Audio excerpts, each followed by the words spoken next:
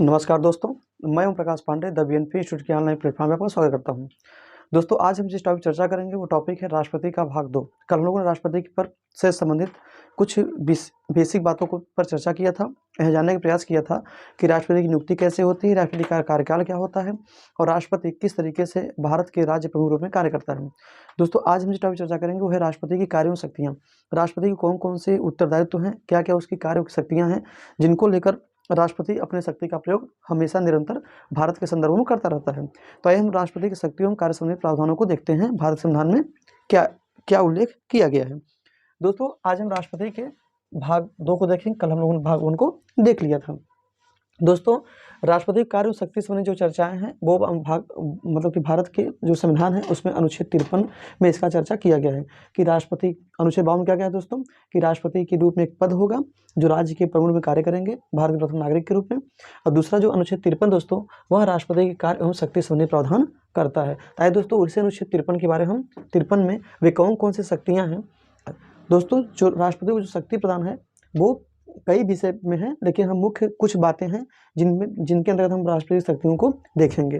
पहला दोस्तों आपका हो जाएगा कार्यकारी शक्ति, दूसरा हो जाएगा विधायी शक्ति, तीसरा आपका हो जाएगा वित्तीय शक्ति, चौथा न्यायिक शक्ति और पांचवा आपका हो जाएगा सैन्य शक्ति, छठा है वीटो शक्ति या जिसे हम बोलते हैं वीटो पावर, और सातवां है आपातकालीन शक्ति, आठवां है स्व विवेक या स्व निर्णय की शक्ति और नौवां है कूटनीतिक शक्ति, डिप्लोमेटिक पावर। क्या होते हैं सब शक्तियाँ और किस आधार पर वो अपनी शक्ति का प्रयोग करते हैं, आइए हम उन्हीं शक्तियों को क्रमवार देखने का प्रयास करते हैं। दोस्तों, जो कार्यकारी शक्ति है अर्थात कार्यपालिका जो शक्ति है, कार्यकारी शक्ति जो है वह राष्ट्रपति में निहित होती है और राष्ट्रपति उस कार्यकारी शक्ति का प्रयोग कैसे करता है आइए जानते हैं। दोस्तों, आपको पता होगा कि भारत में एक वास्तविक प्रधान कौन होता है, भारत प्रधानमंत्री होता है, जबकि नॉमिनल हेड या नाममात्र प्रधान कौन होता है दोस्तों, राष्ट्रपति होता है। तो राष्ट्रपति को यहाँ शक्ति दिया गया है कि वह प्रधानमंत्री की नियुक्ति कर सकता है। ठीक, अर्थात प्रधानमंत्री की जो नियुक्ति है वह राष्ट्रपति के द्वारा संपन्न होती है। तो हम कह सकते हैं कि प्रधानमंत्री की नियुक्ति राष्ट्रपति द्वारा की जाती है एवं प्रधानमंत्री के परामर्श पे अन्य मंत्री की भी नियुक्ति की जाती है। किसके आधार पे? प्रधानमंत्री के आधार पे अन्य मंत्रियों की नियुक्ति कौन करता है? राष्ट्रपति करता है। तो प्रधानमंत्री एवं अन्य मंत्रियों की नियुक्ति राष्ट्रपति द्वारा की जाती है। अब आपको पता होना चाहिए कि जो प्रधानमंत्री या अन्य मंत्री होते हैं यहाँ राष्ट्रपति के प्रसाद पर्यंत तक अपने पद पर बने रहते हैं। अर्थात राष्ट्रपति जब तक राष्ट्रपति चाहेगा तभी तक प्रधानमंत्री या अन्य मंत्री अपने पद पर बने रह सकते हैं। अर्थात प्रधानमंत्री या अन्य मंत्री की नियुक्ति प्रसाद पर्यंत होती है। किसके द्वारा? भारत के राष्ट्रपति द्वारा। एक प्रमुख शक्ति है ये जिसको हमको जानना चाहिए। दूसरा दोस्तों, आपको पता होगा कि राज्य सरकार के लिए एक विधि अधिकारी होता है जिसको बोलते हैं महान्यायवादी। वह भारत का प्रथम अधिकारी भी होते हैं, मतलब प्रथम विधि अधिकारी भी माने जाते हैं। अर्थात कहा जाएगा कि भारत के प्रथम विधि अधिकारी कौन है? हम कहेंगे प्रथम विधि अधिकारी हमारे क्या अटॉर्नी जनरल ऑफ इंडिया या महान्यायवादी होते हैं। ठीक, तो आपको पता होना चाहिए कि महान्यायवादी अनुच्छेद 76 अभी हमको बताएंगे महान्यायवादी के बारे में, अच्छे से उसमें डिटेल चर्चा होगी आपसे। अभी क्यों जानना है कि सरकार के लिए एक विधि अधिकारी होती है अर्थात राष्ट्रपति के, और राष्ट्रपति क्या करता है? महान्यायवादी की नियुक्ति करता है एवं उनके वेतन भत्ते संबंधी जो प्रावधान है वह भी राष्ट्रपति पर निर्भर करता है। तो राष्ट्रपति जो वेतन या भत्ता मतलब महान्यायवादी ने रखेगा वही वेतन भत्ता वो प्राप्त करेंगे। ठीक है, और इनकी भी नियुक्ति प्रसाद पर्यंत ही होती है। नियुक्ति किसके द्वारा होगी दोस्तों? मतलब कि राष्ट्रपति द्वारा होगी, लेकिन ये भी ठीक वैसे ही रहेंगे जैसे प्रधानमंत्री या अन्य मंत्री। तथा प्रसाद पर्यंत नियुक्ति किसकी होती है? महान्यायवादी की नियुक्ति होती है। नहीं दोस्तों, आपने सुना होगा कि महानियंत्रक व महालेखा परीक्षक जिसे बोलते हो कहेगा नियंत्रक एवं महालेखा परीक्षक, इनकी भी नियुक्ति राष्ट्रपति द्वारा की जाती है। मुख्य चुनाव आयुक्त व अन्य चुनाव आयुक्त, मतलब मुख्य चुनाव आयुक्त के अलावा जो अन्य चुनाव आयुक्त होते हैं उनकी भी नियुक्ति राष्ट्रपति के द्वारा की जाती है। दोस्तों, आपने सुना होगा संघ लोक सेवा आयोग के अध्यक्ष हो गए एवं अन्य सदस्य, जो संघ लोक सेवा आयोग के अध्यक्ष होते हैं या अन्य सदस्य जो होते हैं संघ लोक सेवा आयोग के, उनकी भी नियुक्ति दोस्तों राष्ट्रपति के द्वारा की जाती है। दोस्तों, आपने सुना होगा वित्त आयोग अनुच्छेद 280 का प्रयोग आप करते हैं।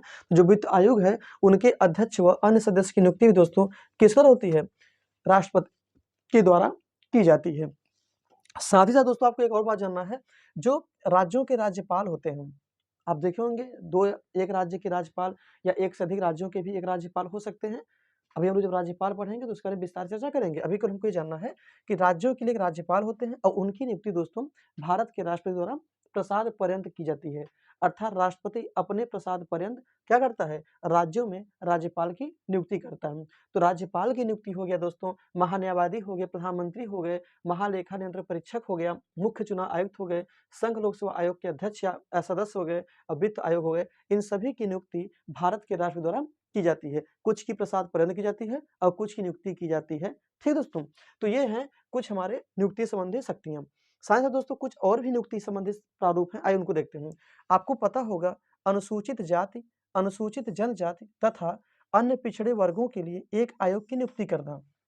मतलब जो एसटी हैं, एससी हो गए, एसटी हो गए या अन्य पिछड़े वर्ग हो गए, मतलब बैकवर्ड क्लास के लोग हो गए, उनके लिए एक आयोग की नियुक्ति कौन करता है दोस्तों, भारत का राष्ट्रपति। अर्थात भारत के राष्ट्रपति को यह शक्ति दी गई है कि वह अनुसूचित जाति, अनुसूचित जनजाति तथा अन्य पिछड़े वर्गों के लिए एक आयोग की नियुक्ति करेगा या उनका गठन करेगा। ठीक दोस्तों, तो ये आपका एक पॉइंट हो गया।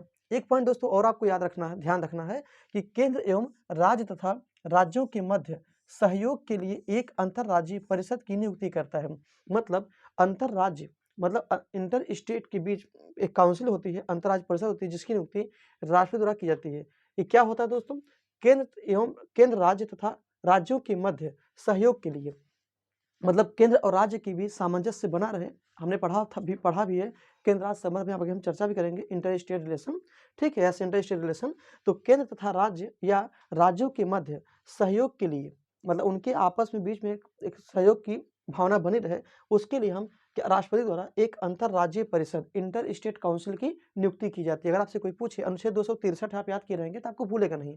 ठीक है, बाकी भी हम चर्चा इसके बारे में करेंगे, लेकिन अनुच्छेद 263 कहता है कि भारत का राष्ट्रपति केंद्र राज्य या राज्यों के मध्य सहयोग के लिए एक अंतरराज्यीय परिषद की नियुक्ति करेगा। ठीक दोस्तों, आइए फिर नेक्स्ट चर्चा करते हैं हम। आपको दोस्तों एक और बात पता होगा कि किसी भी क्षेत्र को अनुसूचित क्षेत्र घोषित कर सकता है, ये राष्ट्रपति का अधिकार है।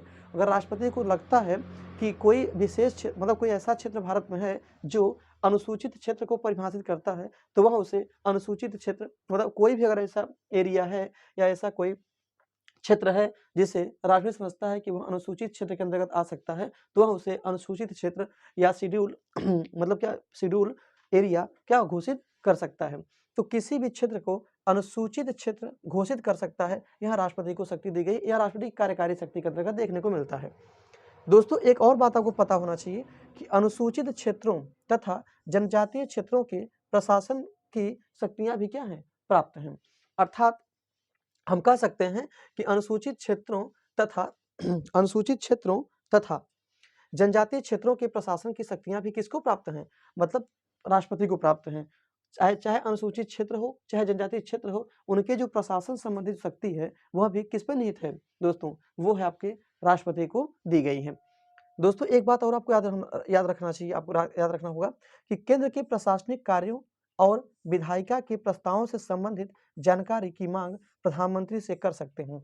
मतलब अगर केंद्र से संबंधित कोई प्रशासनिक कार्य है या विधायिका से के प्रस्ताव संबंधित कोई कार्य है, तो उसकी मांग वो प्रधानमंत्री से कर सकते हैं। अर्थात राष्ट्रपति चाहे तो प्रधानमंत्री से यह मांग कर सकता है, यह डिमांड कर सकता है कि वह हमको किससे जानकारी दें, मतलब कि केंद्र के प्रशासनिक कार्य कैसे चल रहे हैं या उनकी विधायिका संबंधी जो प्रस्ताव है वह ठीक ठाक से चल रहा है नहीं चल रहा है। तो जो भी मतलब विधायिका के प्रस्ताव संबंधी जानकारी, कोई भी मतलब कोई प्रस्ताव पारित हो रहा है, तो विधायिका संबंधित और प्रशासनिक संबंधित क्षेत्रों के लिए वहाँ जानकारी हेतु प्रधानमंत्री से मांग कर सकता है, और प्रधानमंत्री का यहाँ एक कार्य भी होता है। ठीक दोस्तों, अभी हम प्रधानमंत्री से हम पढ़ेंगे प्रधानमंत्री क्या करता है, राष्ट्रपति को अपना जानकारी प्रदान करता है।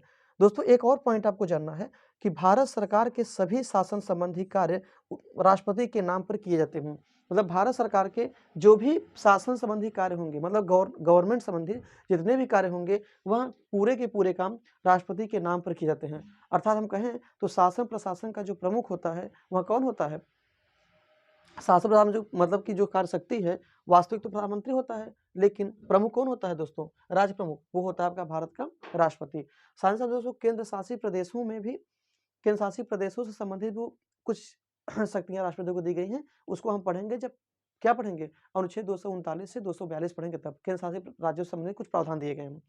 दोस्तों ये थे कुछ प्रमुख कार्यकारी शक्ति जो राष्ट्रपति को दिए गए हैं। नियुक्ति संबंधी शक्ति हो गया, किसे मतलब कि जनजातीय क्षेत्र को मतलब अगर वो चाहता है कि यह क्षेत्र जनजातीय क्षेत्र है तो उसको उसकी घोषणा कर सकता है। और कुछ अनुसूचित जाति, अनुसूचित जनजाति, अन्य पिछड़े वर्गों के लिए भी आयोग की गठन करना, उनकी नियुक्ति, उनके अध्यक्षों की नियुक्ति करना भी अन्य संबंधी प्रावधान राष्ट्रपति को दिया गया है। दोस्तों ये थी कार्यकारी शक्ति। आइए दोस्तों अब हम चर्चा करते हैं राष्ट्रपति की विधायी शक्ति क्या है। मतलब कि विधायिका के क्षेत्र में राष्ट्रपति को क्या शक्ति प्रदान किया गया है, अर्थात संसद के। आपको पता होगा कि जो राष्ट्रपति होता है वह संसद का अभिन्न अंग होता है, लेकिन संसद के कार्य में भागीदारी नहीं करता है। लेकिन कुछ कुछ ऐसे भी कार्य क्षेत्र हैं जहां पे राष्ट्रपति हस्तक्षेप भी करता है और उस पर अपना नियंत्रण भी स्थापित करता है, और वही नियंत्रण राष्ट्रपति क्या होता है, शक्ति या कार्य होता है। आइए देखते हैं विधायी शक्ति क्या है राष्ट्रपति की। दोस्तों संसद की बैठक बुलाना, आपको पता होगा कि जो संसद का सत्र जो चलता है तो संसद की बैठक बुलाने का काम कौन करता है दोस्तों, राष्ट्रपति करता है। तो संसद की बैठक को बुलाना अर्थात संसद की सत्र बुलाना, सत्रावसान करना या संसद की बैठक जो हो रही है उसे स्थगित करना, उसको रोक देना, या लोकसभा को भंग करना। लोकसभा को भंग करने से मतलब मान लीजिए अगर लोकसभा का चल रहा है, लोकसभा को अगर मतलब क्या कर सकते हैं, अगर ऐसी स्थिति उत्पन्न हो जाए मतलब कि सदन में जो क्या हो, अराजकता की स्थिति उत्पन्न हो जाए, तो ऐसे में क्या होता है, लोकसभा को विघटित करने की भी बारे में राष्ट्रपति विचार कर सकता है। तो था सिंपल अगर समझे तो संसद की बैठक बुलाना, संसद का स्थगन करना, लोकसभा को विघटित करना, ये सारी की सारी शक्तियां राष्ट्रपति को विधायी शक्ति के रूप में प्राप्त हैं। और दोस्तों एक और जो सबसे प्रमुख शक्ति है वो है दोस्तों संयुक्त अधिवेशन का आह्वान करना, अर्थात संयुक्त अधिवेशन बुलाना। अगर दोनों सदन के बीच किसी भी मतलब मान लीजिए कोई साधारण विधेयक हो, अगर उस विधेयक को लेकर दोनों सदन के बीच मतभेद की स्थिति उत्पन्न हो जाए, तो ऐसे दिन क्या होता है कि भारत का राष्ट्रपति एक आह्वान करता है, मतलब उनको बुलाता है, उसी को हम बोलते हैं ज्वाइंट सेशन या संयुक्त अधिवेशन। तो संयुक्त अधिवेशन के रूप में राष्ट्रपति क्या कर सकता है, दोनों सदन की बैठक बुला सकता है। और दोस्तों अब आपको पता होगा कि जो दोनों सदन की जब संयुक्त बैठक बुलाया जाता है तो संयुक्त बैठक की अध्यक्षता कौन करता है दोस्तों, लोकसभा का स्पीकर करता है या लोकसभा का अध्यक्ष करता है। ठीक दोस्तों, तो आपको पता होना चाहिए कि संयुक्त अधिवेशन बुलाने का काम राष्ट्रपति का होता है, जबकि उसकी अध्यक्षता लोकसभा के अध्यक्ष या लोकसभा के स्पीकर द्वारा किया जाता है। ऐसा कब होता है, जब किसी भी साधारण विधेयक पर दोनों सदन के बीच मतभेद की स्थिति उत्पन्न हो जाए, ठीक है, और बिल पारित होने में विलंब हो रहा हो, तो ऐसे में क्या होता है, राष्ट्रीय अधिवेशन की स्थिति को संयुक्त अधिवेशन को बुलाने का कार्य करता है। साथ ही साथ दोस्तों आपको एक बात और पता होना चाहिए कि सदन का बैठक न चलने पर, जैसे मान लीजिए कोई सदन है या और उसकी बैठक नहीं चल रही है, तो सदन की बैठक न चलने पर राष्ट्रपति को यहाँ शक्ति दिया गया है कि वह किसी भी बिल या विधेयक को लेकर अध्यादेश जारी कर सकता है। अध्यादेश जारी करने का भी अधिकार राष्ट्रपति को है और अध्यादेश को वापिस लेने का भी अधिकार राष्ट्रपति को है। अर्थात सदन का बैठक न चलने पर अध्यादेश जारी करना या अध्यादेश को वापस लेने का अधिकार किसे दोस्तों, राष्ट्रपति को दी गई, ये विधायी शक्ति उनको दी गई है। दोस्तों आपको एक बात और पता होना चाहिए जो बहुत ही महत्वपूर्ण है, महत्वपूर्ण ये है कि आपको पता होगा साहित्य, विज्ञान, कला व समाज सेवा से जुड़े अथवा जानकार व्यक्तियों में से 12 सदस्यों को राज्यसभा में मनोनीत करने का अधिकार किसको दिया गया है, राष्ट्रपति को दिया गया है। कुछ शब्द हैं आप उसको जान के रखिएगा। साहित्य हो गया, साहित्य के क्षेत्र में, विज्ञान के क्षेत्र में, कला के क्षेत्र में व समाज सेवा के क्षेत्र में अगर कोई व्यक्ति जुड़ा है और उसके बारे में विशेष जानकारी रखता है, तो ऐसे जानकार व्यक्तियों में से मतलब कि 12 सदस्यों को, अगर हम एक लाइन में कहें तो राष्ट्रपति को अधिकार है कि वह राज्यसभा में 12 सदस्यों को मनोनीत कर सकता है। लेकिन वे 12 सदस्य जो होंगे उनको कम से कम कला के क्षेत्र में, साहित्य के क्षेत्र में, विज्ञान के क्षेत्र में या वह समाज सेवा के क्षेत्र में विशेष जानकारी होनी चाहिए। ठीक है, मतलब उसके विषय में क्या हो, वो जानकार हो। और ऐसे अगर जानकार व्यक्ति होंगे तो उन्हें राष्ट्रपति द्वारा क्या होगा, मनोनीत किया जाएगा। दोस्तों इससे पहले आपको पता होना चाहिए 2020 से पहले 2 एंग्लो इंडियन समुदाय के व्यक्तियों को मनोनीत करता था राष्ट्रपति, कहाँ पे, लोकसभा में। और विधानसभा को पता है कौन करता है, राज्यपाल। तो आपको पता होगा दोस्तों कि जो 2 आंग्ल भारतीय समुदाय के व्यक्ति थे उनको मनोनीत करने का अधिकार था लोकसभा में। तो लेकिन दोस्तों 2020 में इसे समाप्त कर दिया गया। 2020 से पहले राष्ट्रपति को अधिकार था कि वह लोकसभा में 2 आंग्ल भारतीय समुदाय के व्यक्तियों को क्या करे, मनोनीत करे। लेकिन इस 2 आंग्ल इंडियन समुदाय की हमको आवश्यकता नहीं समझ आई, यही कारण था कि इसको 2020 में हटा दिया गया। अर्थात इस समुदाय के लोगों की आवश्यकता हमको नहीं है, ठीक है, तो 2 आंग्ल भारतीय समुदायों के व्यक्तियों को मनोनीत करने का जो अधिकार आपके पास था, उसे हमेशा मतलब राष्ट्रपति का अधिकार तो है ही, अगर ऐसा स्थिति अगर भविष्य उत्पन्न होती है, तो इसे लागू किया सकता है। लेकिन अभी फिलहाल वर्तमान में 2020 में इसको समाप्त कर दिया गया, चूँकि इस समुदाय की पूर्ति हो जा रही थी। दोस्तों आइए कुछ और टॉपिक है जो कि राष्ट्रपति को विधायी शक्ति के रूप में प्राप्त है, आइए उसको देखते हैं।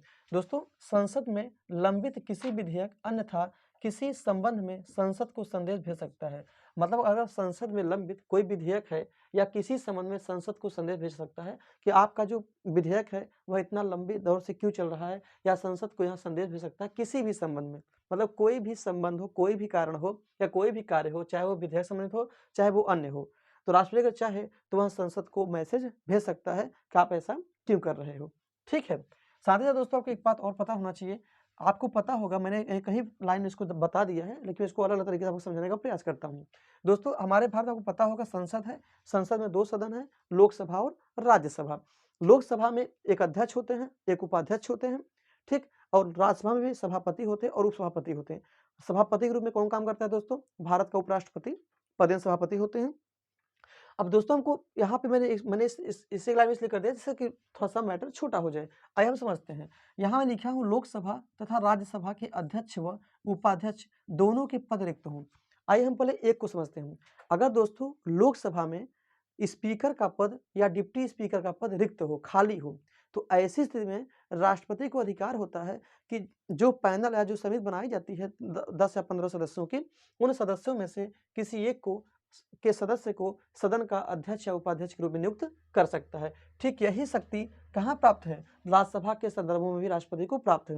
अर्थात लोकसभा हो चाहे राज्यसभा हो, अगर उनके मतलब राज्यसभा है तो सभापति उपसभापति, अगर लोकसभा है तो स्पीकर या डिप्टी स्पीकर, अध्यक्ष या उपाध्यक्ष, अगर इनका पद खाली है तो राष्ट्रपति क्या करेगा? सदन के सदस्यों में से भी, मतलब तो सदन के किसी भी सदस्य को जो जिसके बारे में विचार किया जाएगा सदन में, सदन के किसी भी सदस्य को सदन की अध्यक्षता सौंप सकता है। ठीक दोस्तों, तो ये थी कुछ महत्वपूर्ण बिंदु। आइए दोस्तों नेक्स्ट और चर्चा करते हैं। दोस्तों चुनाव आयोग से परामर्श कर संसद सदस्यों की योग्यता के प्रश्न पर निर्णय करता है। जैसे मान लीजिए चुनाव आयोग से परामर्श करने की शक्ति किसको है? राष्ट्रपति को है। राष्ट्रपति चुनाव आयोग मतलब जो इलेक्शन कमीशन होता है, चुनाव हम लोग इसको पढ़े इलेक्शन 324 अनुच्छेद 324 के अंतर्गत हम इलेक्शन कमीशन को पढ़ेंगे। ठीक है दोस्तों, तभी के लिए हमको राष्ट्रपति के संदर्भ में जानना है कि चुनाव आयोग के संबंधित मामला क्या है। तो चुनाव आयोग से परामर्श कर जो संसद सदस्यों की जो योग्यता है, मतलब संसद सदस्य योग्य हैं कि नहीं है, इस प्रश्न पर निर्णय कौन करता है? राष्ट्रपति करता है। किससे मिलके? चुनाव आयोग से। अर्थात सिंपल में समझे तो चुनाव आयोग से राष्ट्रपति इस मसले पर परामर्श करता है कि जो संसद के सदस्य हैं वह योग्य हैं कि नहीं, योग्य है या नहीं है, इस पर प्रश्न करके उस पर निर्णय करता है कि इन्हें संसद का सदस्य बनने की योग्यता है कि नहीं। इस पर निर्णय कौन करता है दोस्तों? भारत राष्ट्रपति करता है। कब करता है? चुनाव आयोग से परामर्श लेने के बाद। दोस्तों आइए नेक्स्ट टॉपिक चर्चा करते हैं कार्यकारी विधायिका को लेकर। दोस्तों आपको पता होना चाहिए कि कोई विधेयक राष्ट्रपति के हस्ताक्षर के बाद ही पारित माना जाता है। मतलब कोई भी विधेयक हो, ठीक है, कोई भी विधेयक हो, उस पर राष्ट्रपति का हस्ताक्षर जब तक नहीं होता है तब तक वह विधेयक अधिनियम नहीं बनता है। ठीक, बिल और एक्ट 2 चीज़ है ना। बिल कब होता है? जब उसे पारित किया जाए लोकसभा या राज्यसभा में, किसी मतलब संसद में।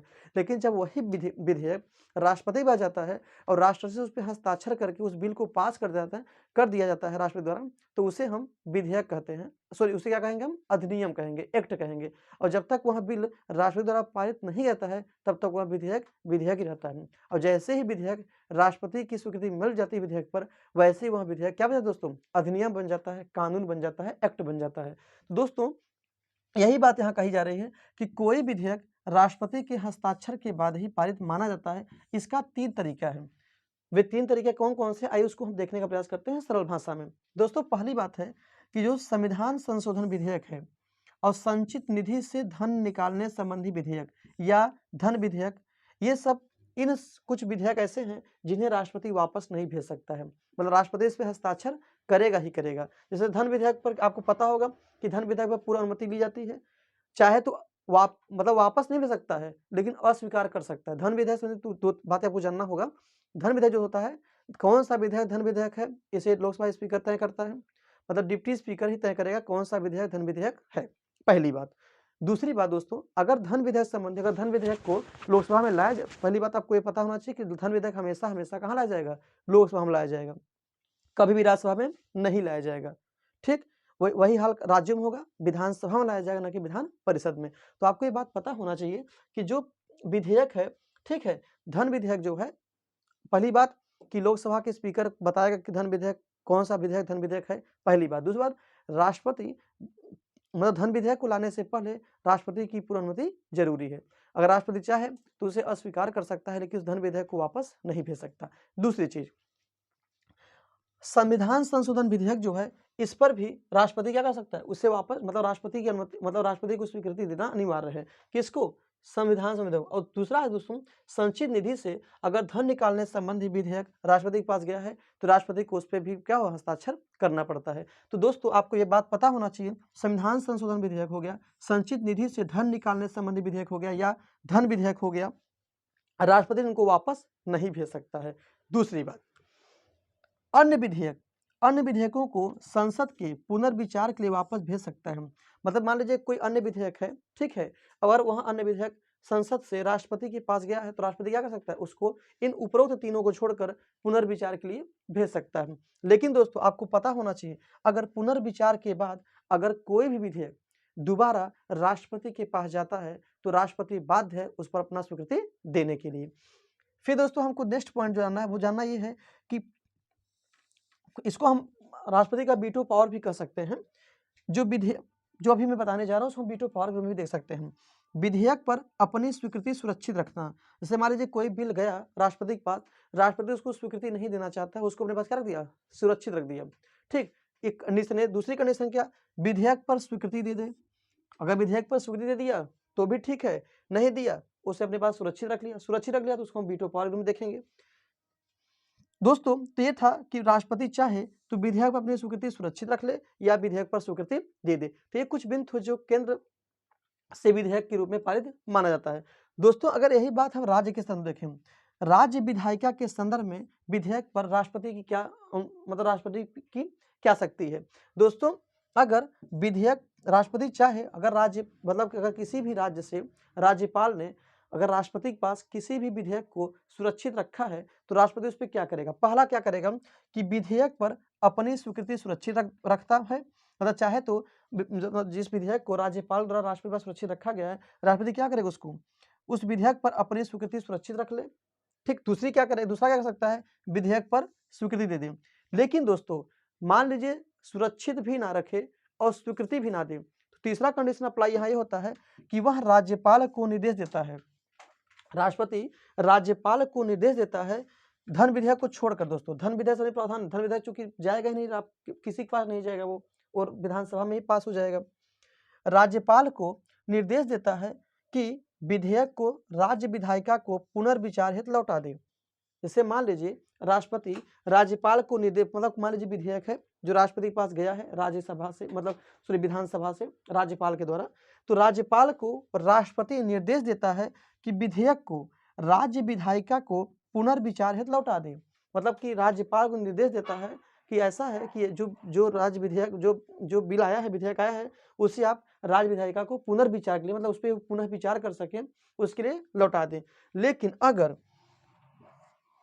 अगर पुनः राष्ट्रपति के पास उस विधेयक को जिसे राष्ट्रपति ने राज्यपाल को निर्देश दिया है कि पुनः विचार के लिए क्या करें, उसको भेज दें, तो राष्ट्रपति के पास विधेयक को भेजा जाता है। मतलब क्या, अगर पुनः उस बिल को जो राज्यपाल ने राज्य विधायिका को दिया है पुनर्विचार के लिए, अगर उसे दोबारा राष्ट्रपति के पास भेजा जाता है तो राष्ट्रपति स्वीकृति देने के लिए बाध्य नहीं है। राष्ट्रपति की इच्छा होगी तो वह उस पर क्या कर सकता है, स्वीकृति दे सकता है। नहीं इच्छा होगी तो राष्ट्रपति स्वीकृति नहीं दे सकता है। अर्थात राष्ट्रपति इसके लिए बाध्य नहीं है कि वह राज्य विधायिका द्वारा भेजे गए पुनर्विचार हेतु जो बिल आया था उस पर अपनी स्वीकृति दे। तो दोस्तों ये थी कुछ प्रमुख बातें। दोस्तों एक बात और आपको पता होना चाहिए विधायिका के रूप में, ठीक है, कि महानियंत्रक एवं महालेखा परीक्षक संघ लोक सेवा आयोग, वित्त आयोग व अन्य की रिपोर्ट संसद के समक्ष रखता है। मतलब ये लोग जो भाई हर वर्ष क्या करते हैं, संसद के मतलब कि राष्ट्रपति पर अपना प्रतिवेदन भेजते हैं ठीक है।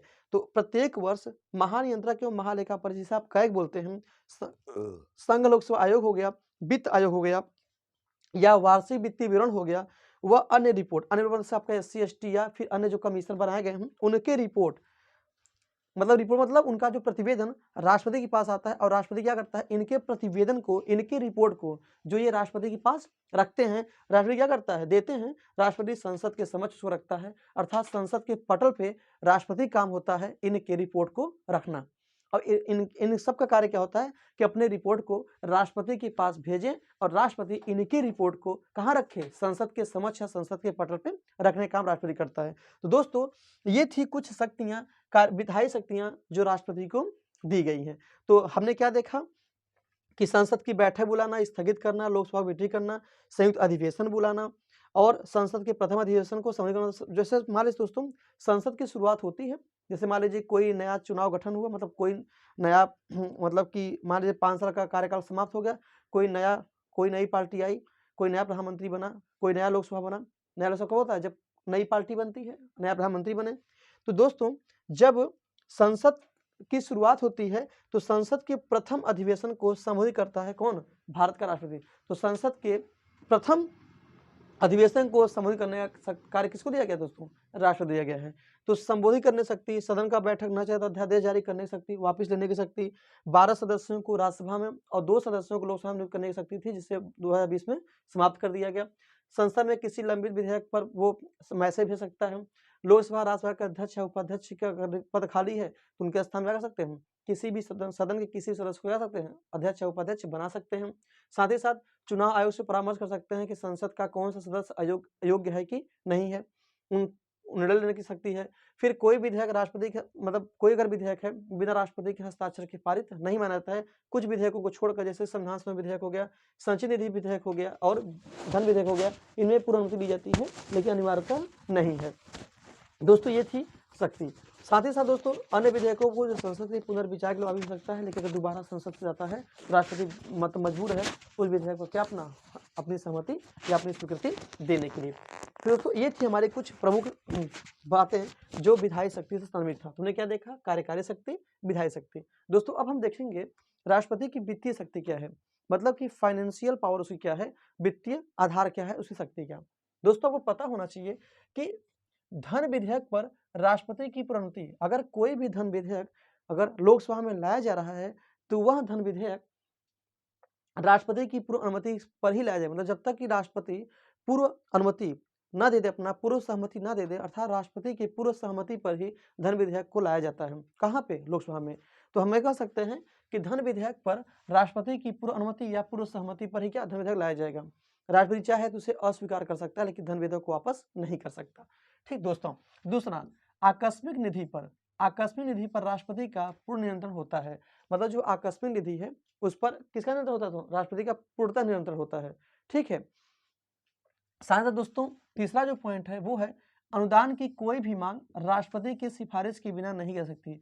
मतलब कि अनुदान की कोई भी मांग, ठीक है, अगर कोई भी जो ग्रांटेड मनी होती है अगर वो लेना चाह रहे हैं तो उसके लिए राष्ट्रपति की सिफारिश अनिवार्य है। अगर राष्ट्रपति की सिफारिश नहीं होगी तो अनुदान की कोई भी मांग पूरी नहीं की जाएगी। अर्थात अगर अनुदान की कोई भी मांग हमको पूरी करनी है तो उसके लिए राष्ट्रपति की सिफारिश के बिना नहीं हो पाएगा, राष्ट्रपति की सिफारिश अनिवार्य है।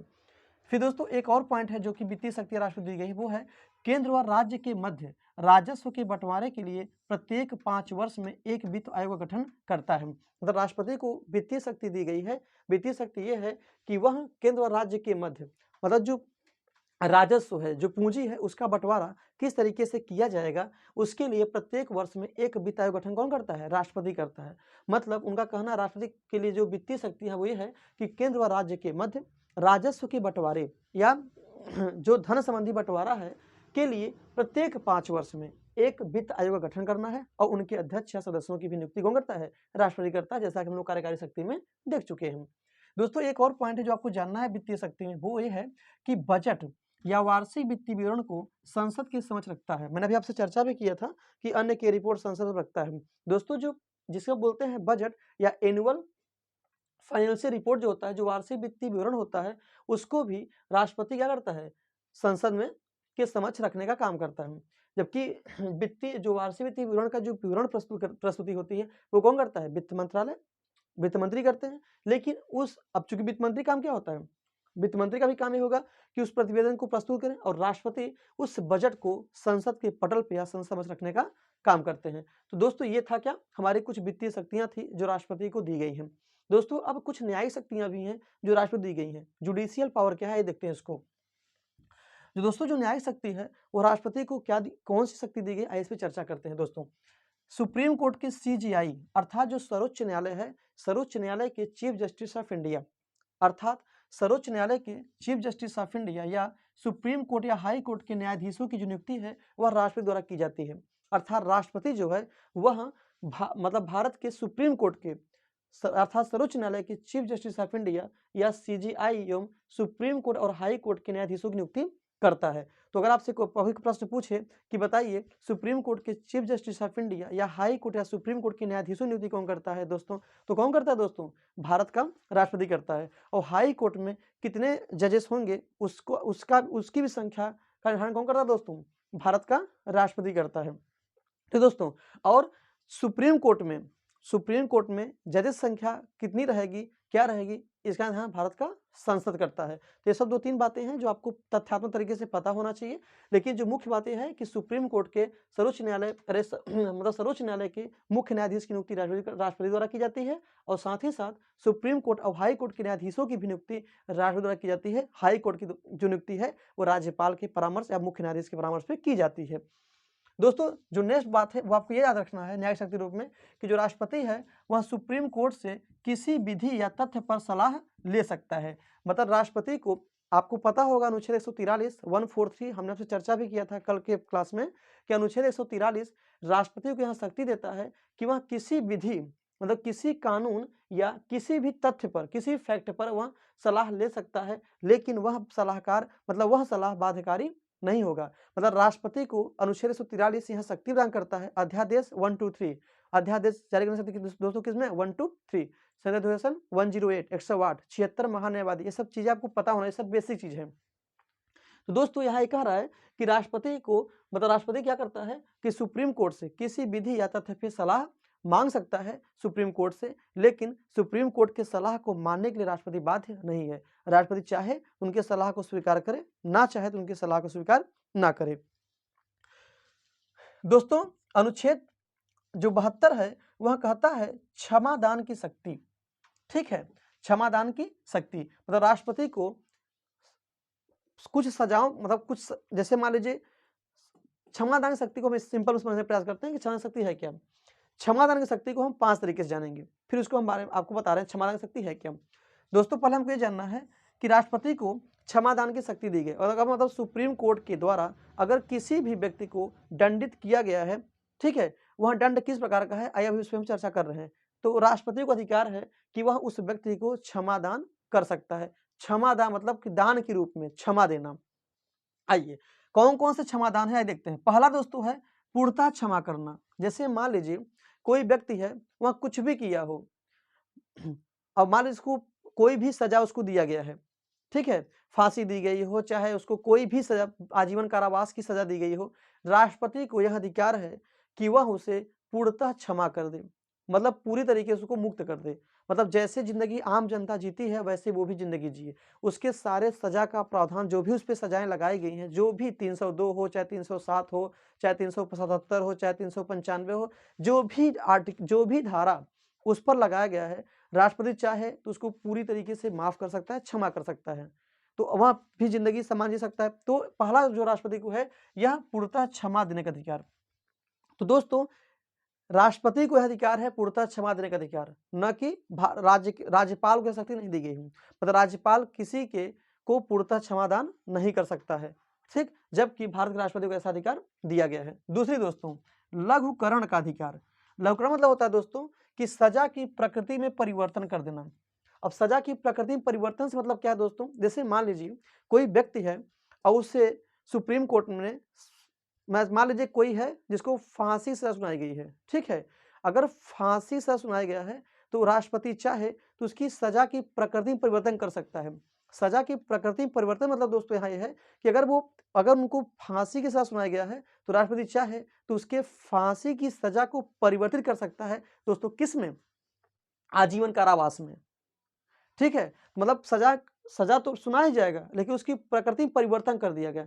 जो सजा फांसी की थी, अब वो सजा क्या हो गया? आजीवन कारावास हो गया। ठीक है, तो अगर सजा की प्रकृति में, तो उसे बोलते हैं लघुकरण की शक्ति। ठीक, अर्थात सजा की प्रकृति परिवर्तन मतलब सजा तो दिया जाएगा, लेकिन उसकी प्रकृति में परिवर्तन कर दिया जाएगा। जो सजा उसको दिया गया था फांसी का, अब वह सजा किस रूप मिल गया? वह सजा उसको मिल गया, सिंपल समझें तो आजीवन कारावास के रूप में। फिर दोस्तों आइए नेक्स्ट चर्चा करते हैं। तीसरा दोस्तों है परिहार। परिहार होता है कि सजा की प्रकृति में परिवर्तन नहीं। सजा की प्रकृति में परिवर्तन मतलब नहीं दोस्तों क्या है?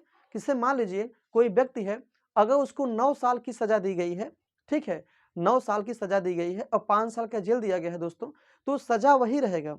ठीक है, सजा वही रहेगा, मतलब कि 5 साल का जेल या उसकी सजा में क्या हो, मतलब उसकी प्रकृति नहीं बदलेगी, सजा वही सुनाया जाएगा, सजा कम कर दिया जाएगा। जैसे मान लीजिए 5 साल का जेल है, 5 साल का कारावास है, ठीक है, 5000 का जुर्माना है, तो उसको यही कर सकते हैं हम कि 3 साल का सजा मतलब 3 साल का जेल कर देंगे और 1000 जुर्माना कर देंगे। मतलब सजा की प्रकृति परिवर्तन नहीं होगा, सजा कम कर सकते हैं, ठीक है, लेकिन सजा की प्रकृति में यह नहीं कि सजा को बदल दिया जाए, सजा वही रहेगा, उसके मतलब उसका जो मापदंड होगा सजा का वो कम या ज़्यादा हो सकता है।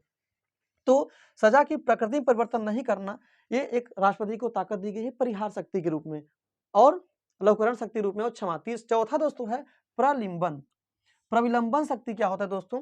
जैसे मान लीजिए याचिका पर विचार तक सजा के क्रियान्वयन को रोक दिया जाता है।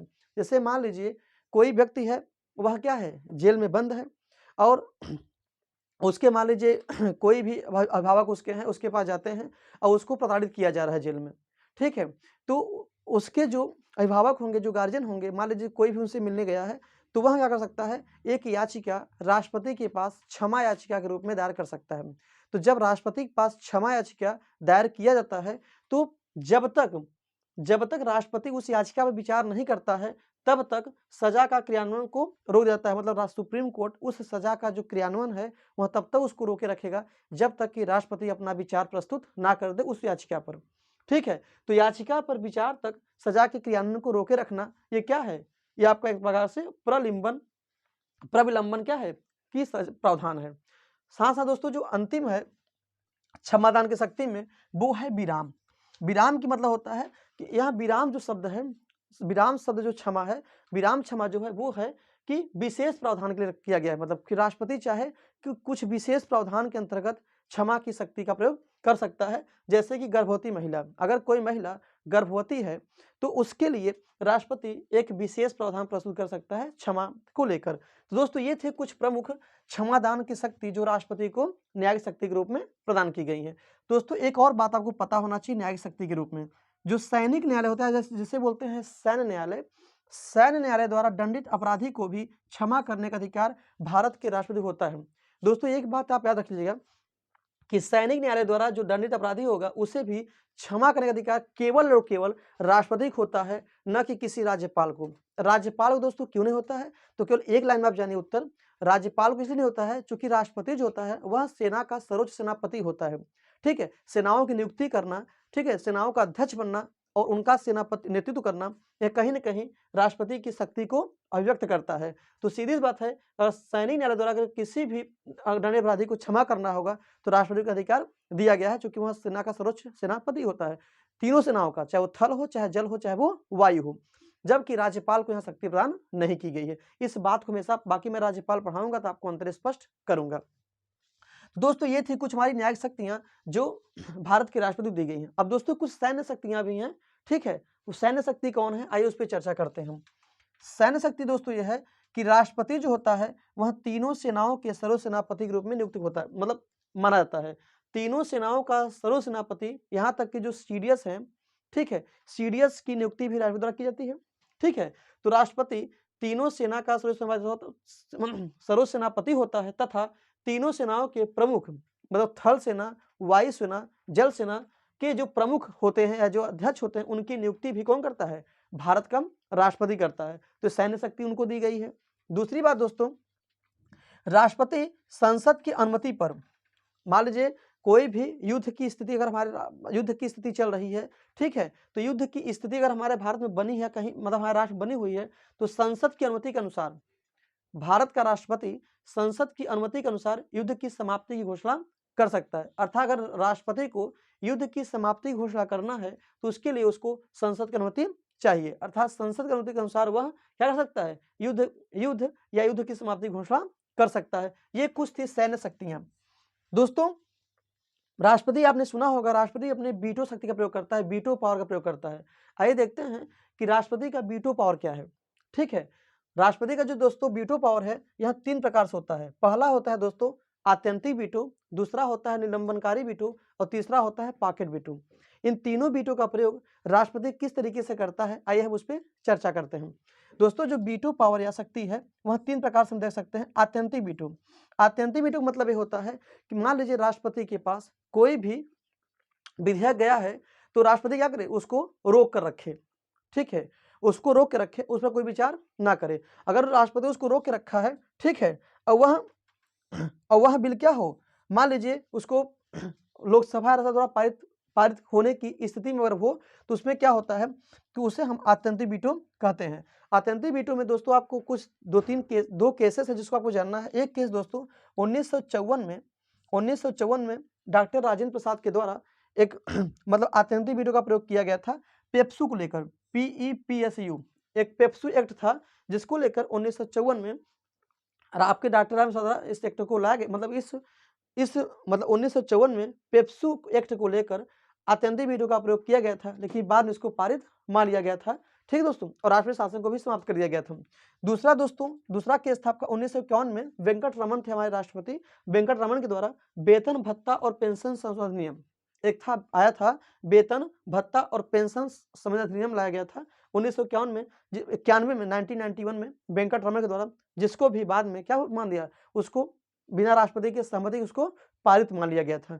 दोस्तों, ये कुछ हमारे केसेस थे जो कि आत्यंतिक वीटो से संबंधित थे। पेप्सू 1954 डॉक्टर राजेंद्र प्रसाद थे आपके प्रधान राष्ट्रपति, और 1991 में वेतन भत्ता और पेंशन अधिनियम में राष्ट्रपति कौन थे, वेंकट रमन। दोस्तों, दूसरा होता है निलंबनकारी वीटो। निलंबनकारी वीटो मतलब होता है कि राष्ट्रपति के पास मान लीजिए कोई विधेयक गया है तो राष्ट्रपति उसे पुनर्विचार के लिए भेज सकता है।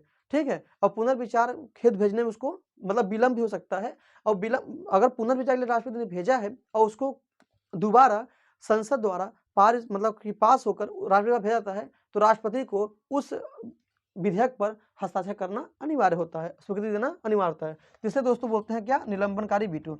दोस्तों, तीसरा है पॉकेट वीटो, जो कि बहुत ही महत्वपूर्ण है, इसको आपको जानना चाहिए। जो दोस्तों पॉकेट वीटो है, जिसको हम हिंदी में जेबी पावर भी कहते हैं, जेबी शक्ति भी कहते हैं। जो वीटो पावर होता है दोस्तों, वीटो पावर का मतलब होता है कि राष्ट्रपति, जैसे मान लीजिए कोई भी विधेयक राष्ट्रपति के पास जाता है, राष्ट्रपति उसे क्या करता है, मतलब कि उसको ना तो स्वीकृति देता है, ना सहमति देता है, ना उसको पुनर्विचार के लिए ही भेजता है। ठीक, मतलब उस पर किसी भी प्रकार का कोई भी कार्य राष्ट्रपति द्वारा उस विधेयक पर नहीं किया जाता है तो उसे क्या कहते हैं हम, पॉकेट वीटो। अर्थात राष्ट्रपति उस बिल को या उस विधेयक को अपने पास सुरक्षित रख ले, ना उसको पुनर्विचार के लिए भेजे, ठीक है, ना उस पर स्वीकृति दे। ठीक है, तो ऐसे में क्या होता है, उसे हम राष्ट्रपति का पॉकेट वीटो भी कहते हैं। दोस्तों, आपको पता होगा 1986 में एक राष्ट्रपति थे, मतलब ज्ञानी जैल सिंह, भारत के राष्ट्रपति ज्ञानी जैल सिंह ने 1986 में भारतीय डाक संशोधन अधिनियम का एक पॉकेट वीटो का प्रयोग किया था। मतलब कह सकते हैं 1986 में पहली बार डॉक्टर ज्ञानी जैल सिंह, जो कि भारत राष्ट्रपति थे, उन्होंने पहली बार भारतीय डाक संशोधन अधिनियम पर क्या किया था, पॉकेट वीटो का प्रयोग किया था। तो आपसे प्रश्न पूछ सकता है कि वह कौन सा अधिनियम था जिस पर राष्ट्रपति के द्वारा पॉकेट वीटो का प्रयोग किया गया था, तो वह था 1986 का भारतीय डाक संशोधन अधिनियम, जिस पर भारत के राष्ट्रपति ने पॉकेट वीटो का प्रयोग किया था। उनका नाम था ज्ञानी जैल सिंह। दोस्तों, तो ये थी कुछ हमारी प्रमुख वीटो पावर शक्तियां जो राष्ट्रपति को दी गई हैं। तीन शक्तियां आपको याद रहेगा तो कभी नहीं भूलेंगे, आत्यंतिक वीटो, निलंबनकारी वीटो, पॉकेट वीटो। निलंबनकारी में 2 केस आपको याद रखना, 1954 में पेप्सू और 1991 में वेतन भत्ता और पेंशन अधिनियम, जो कि वस्तुतः पारित मान लिया गया था।